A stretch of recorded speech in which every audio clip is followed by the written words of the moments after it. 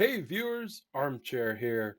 In this video, we're going to be looking at the Felblaze Infernal. This is such a cool mount, from that twisted skull to the giant claw hands, the chains around just about everything, this cool keyframe looking chain around the head. Check out the awesome animation.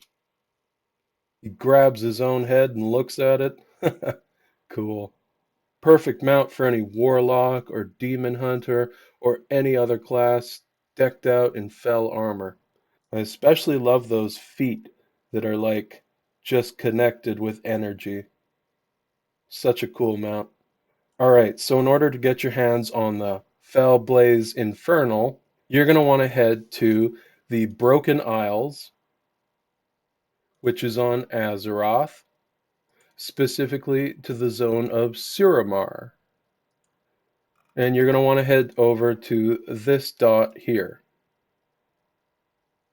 in between the Nighthold raid entrance and the Archway dungeon entrance. There's going to be this nonchalant looking house with these two statues. We're going to head in here.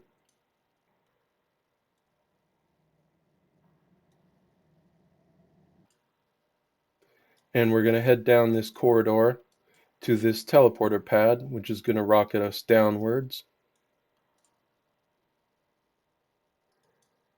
You can also come in from this area here, but I prefer the topside entrance. Just personal preference.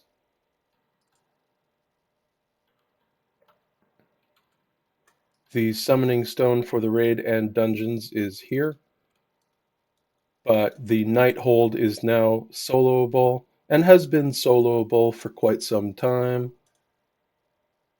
Make sure you take that first right, then another right, and the entrance to the raid is here. The Felblaze Infernal Mount can be obtained on normal, heroic, and mythic difficulty, so doing all three in a week will triple your chances of getting this mount quickly. We're going to head in on normal mode, and we'll save mythic for the next video. Stay tuned. I recommend always getting the skip quests for these types of raids, but I would recommend coming in on mythic difficulty and getting the skip quest, because if you complete it on mythic difficulty, it completes it for heroic and normal as well. And we're going to be taking the skip here today, so I'll show you exactly what that looks like. As you can see by the trash mobs, everything in here falls down immediately. As this was Legion content, it's a cakewalk now. So as you can see, we came down, not even to the first boss room yet, and these doors opened. That's where the skip is. If you do not have the skip unlocked, you'll head up here, kill Scorporion, Chromatic Anomaly, Trillax, and then you'll take these stairs up, and then these stairs up, and then you'll kill Spellblade Alluriel, and then you can head off to the Shal'Dorei Terrace or the Captain's Quarters, and then also down in this area here there's one boss, and then once you've completed all of those bosses, you'll head to this main central spire here. You'll take that up to Grand Magistrix Elisande, but if you have the skip unlocked like I do, you're going to come and click on teleport to the Night Spire. Once you complete all the other bosses, the teleport to the Night Spire option will be available in that central spire.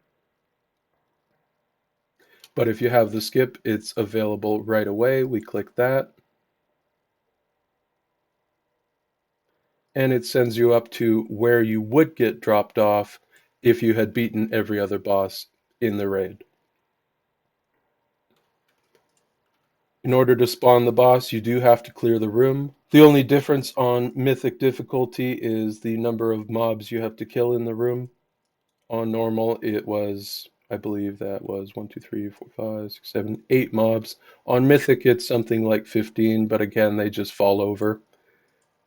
You got to watch her RP, and once her RP is complete, she becomes attackable. You do have to kill her 3 times. That's the mechanic here.